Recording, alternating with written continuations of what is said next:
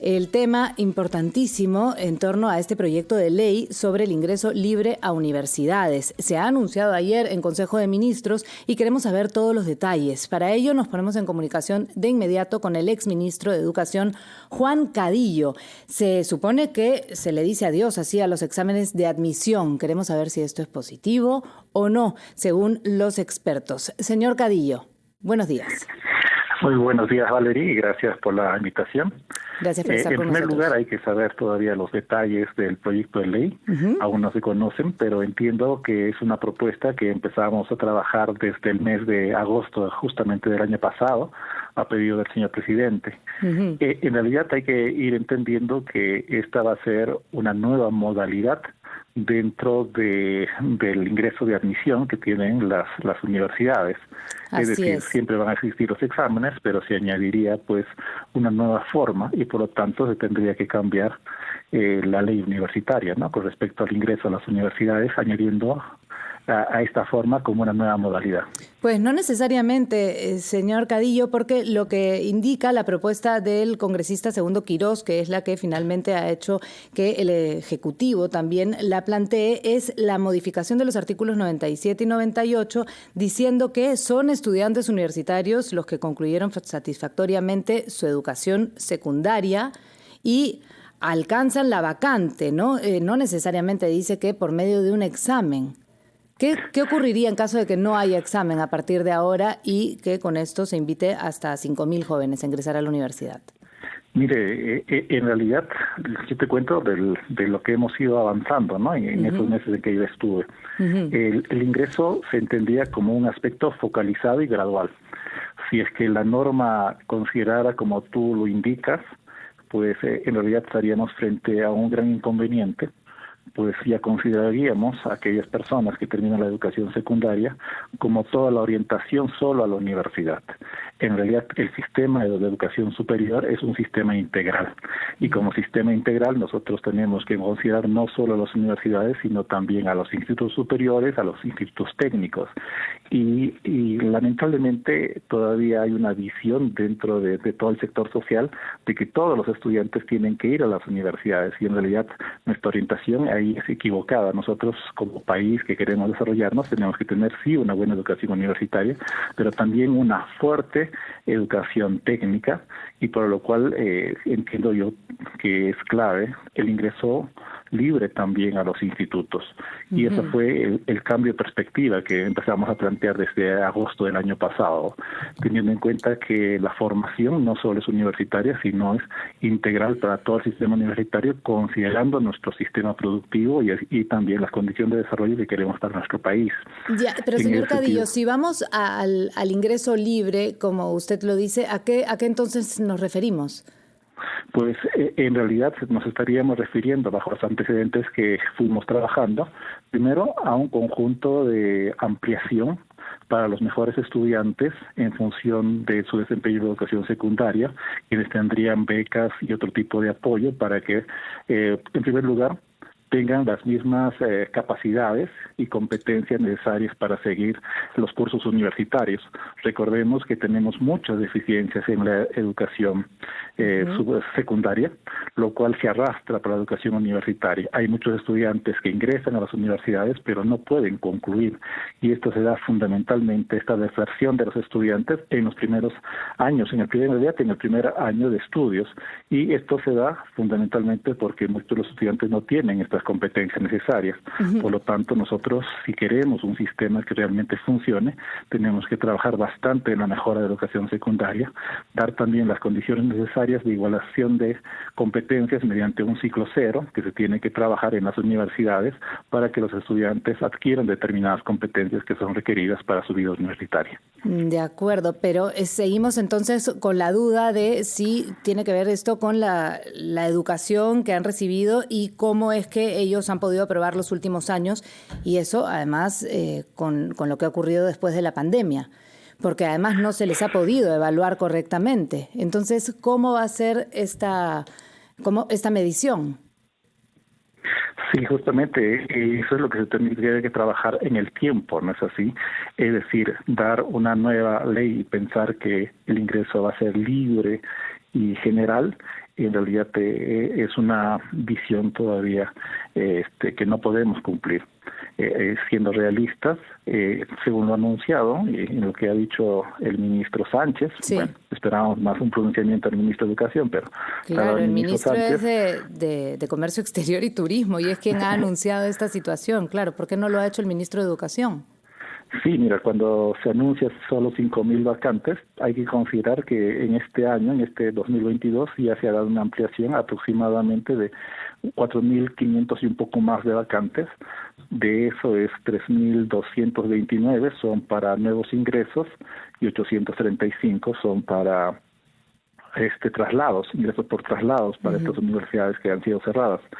En realidad, hablar de simplemente para el próximo año de 5.000 vacantes es mínimo, ¿no? Teniendo en cuenta que, por ejemplo, para el 2022, para este año, en la Universidad de San Marcos se han presentado más de 26.000 estudiantes y han ingresado un poco más de 4.000 estudiantes.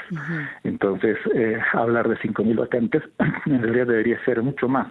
Y para ello pues necesitamos trabajar sobre el financiamiento, sobre la preparación y formación de los maestros en las universidades, sobre su nombramiento, pero también necesitamos reforzar la parte de laboratorios, instrumental y procesos administrativos requeridos en las propias universidades. Hay universidades que efectivamente pueden ampliar su número de vacantes porque tienen capacidad en infraestructura y también en el número de docentes, pero hay otras no. Claro, pero entonces, con todo lo que se necesita avanzar en ese sentido, ¿por qué estaríamos pensando en el ingreso libre y no más bien en el refuerzo que se debe dar a las universidades por infraestructura, docentes y todo lo que usted ha mencionado? Bueno, lo que esperaríamos es que a partir de la ley haya pues un involucramiento no solo del Ministerio de Educación, sino del Ministerio de Economía y Finanzas, y a la vez un trabajo con las propias universidades. Recordemos que las universidades tienen autonomía universitaria y eso implica pues que ellos deciden si realmente van a ampliar el número de vacantes o no, y no es tan sencillo, ¿no? Es por eso que el año pasado cuando me entrevistaron sobre esta normativa que empezábamos a trabajar, es que se tenía que coordinar muy fuertemente con las universidades. En lo que ustedes avanzaron, no hablaban de ingreso libre sin examen. Hablábamos de un ingreso libre focalizado y gradual. Sí, pero ¿y el examen? En realidad estaba orientado, o sea, añadíamos una nueva modalidad al sistema de ingreso. Es decir, siempre iba a haber las modalidades tradicionales, pero ampliábamos una nueva modalidad para aquellos estudiantes de las regiones y que tengan mayores necesidades económicas y que tengan buenos resultados en su educación secundaria para que puedan ingresar ellos de manera libre a las universidades, y teníamos que esto también relacionarlo con Pronadec, es decir, dar un sistema de becas. No es simplemente el acceso al ingreso a la universidad, sino necesitamos las condiciones necesarias para la persistencia en el tiempo, es decir, cómo sostenemos que los chicos vayan a estudiar en condiciones pues de igualdad con otros estudiantes que viven en las propias ciudades, ¿no? Recordemos que Señor con el proceso Cadillo, de licenciamiento hemos ido reduciendo el número de universidades privadas, por ejemplo. De acuerdo. Le quiero pedir, por favor, que nos acompañe un momento a escuchar a nuestros anunciantes y regresamos con usted para más detalles sobre este proyecto de ley. Volvemos. Estamos en este momento conversando con el exministro de Educación, Juan Cadillo. Se supo ayer por el anuncio que hizo desde el Consejo de Ministros, el ministro de Comercio Exterior y Turismo, sobre este nuevo proyecto de ley sobre el ingreso libre a universidades. Y le preguntábamos al señor Cadillo antes de la pausa sobre estos requisitos mínimos, ¿no?, que se necesitan para poder acceder a la educación superior, según el proyecto de ley. Se hablaba de concluir satisfactoriamente los estudios secundarios, pero también de que estos 2 últimos años no se ha podido evaluar correctamente a los alumnos. Señor Cadillo, ¿cómo podemos entonces medir con su experiencia a los alumnos sin pedirles una evaluación, un examen para este ingreso directo y libre a la universidad? Bueno, es un problema complejo. Nosotros debemos tener en cuenta que las mediciones que se han realizado extraoficialmente, por otros organismos externos al Ministerio de Educación, pues implican que hemos retrocedido con respecto a algunas competencias medidas, por ejemplo, por PISA. Esto nos enfrenta pues a un conjunto de inconvenientes, ¿no?, para implementación de la norma. Pero ya a partir de ahora nosotros tenemos que seguir trabajando en el fortalecimiento de la educación secundaria, y justamente los técnicos en el Ministerio de Educación, en el momento en que yo estaba, empezábamos a trabajar y ya tenían antecedentes sobre lo que se tenía que hacer para justamente ir orientando y revisando este sistema para poder encauzar justamente a los estudiantes para las carreras de educación universitaria y de educación técnica, que es un elemento clave, ¿no? O sea, no podemos llorar sobre la leche derramada, tenemos que seguir avanzando. Lo otro que tenemos que sí avanzar fuertemente es en la digitalización justamente de la educación y de todo el sistema educativo. Es algo que nosotros planteamos en un momento como un elemento clave, ¿no? La transformación digital. Y esta transformación digital hemos ido avanzando justamente a razón de la pandemia a través del uso de los elementos virtuales. Pero aún tenemos que seguir cambiando nuestra perspectiva. Nosotros hicimos una revisión de lo que se hacía en Europa en varias universidades, y estos sistemas de simulación, estos sistemas de orientados a la virtualidad, de poder utilizar maquinarias de manera virtual, laboratorios virtuales, era también un elemento muy importante. En nuestra realidad, las universidades quieren el elemento físico, el hardware, pero en realidad el sistema universitario está cambiando y está viendo el elemento de la virtualidad como un elemento importante. Pero para aprovechar justamente estos elementos y esta tecnología, nosotros tenemos que avanzar pues en la mejora de las telecomunicaciones y en el uso también de los medios virtuales educativos, ¿no? Y es claro que a veces esto es contraproducente con las nuevas normas, donde que el Ministerio debe regresar, por ejemplo, a una presencialidad completa versus todo lo que se ha avanzado, tirar al tacho, ¿no? Y creo yo que esto se está dando cuenta y hay conversatorios sobre cómo podemos regular e ir avanzando también con el aprovechamiento de los elementos de las clases virtuales y otros elementos virtuales en el cual tenemos que seguir avanzando. No podemos retroceder en este elemento de la virtualidad y en el enfoque, ¿no?, en la búsqueda de nuevos enfoques. Claro, pero también, regresando un poco a lo que estábamos hablando del ingreso libre, todo esto tiene que ver con el sistema educativo y no necesariamente con la cantidad de alumnos. Se dice que se van a beneficiar a unos 5.000 jóvenes. Pareciera entonces que faltaran alumnos, faltaran estudiantes para esta educación superior y educación universitaria. ¿Ese es el problema o el problema es el reforzar el sistema educativo? El problema es reforzar el sistema educativo. Tenemos que dar un salto cualitativo. Y este salto cualitativo implica varios elementos. Por ejemplo, el primero es cómo nosotros enlazamos la educación secundaria con la educación universitaria. Es decir, hemos ido avanzando en el trabajo con respecto a la articulación de la educación primaria con la educación secundaria, la educación inicial con la educación primaria. Pero lo que todavía nos falta avanzar bastante es cómo nosotros articulamos la educación secundaria con la educación universitaria. Ese es nuestro primer reto. El segundo reto está justamente en utilizar todos los elementos de vanguardia, es decir, cambiar una perspectiva generacional que no solo vea a la universidad, sino vea a la educación técnica también con un aspecto cualitativo importante y clave para mejorar nuestra productividad.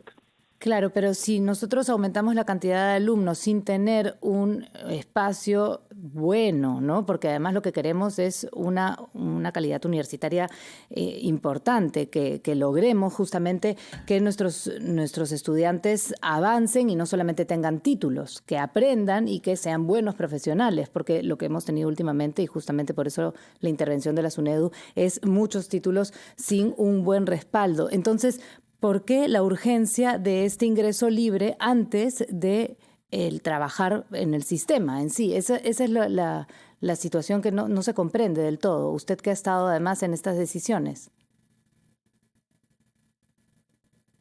Señor Cadillo, ¿me escucha?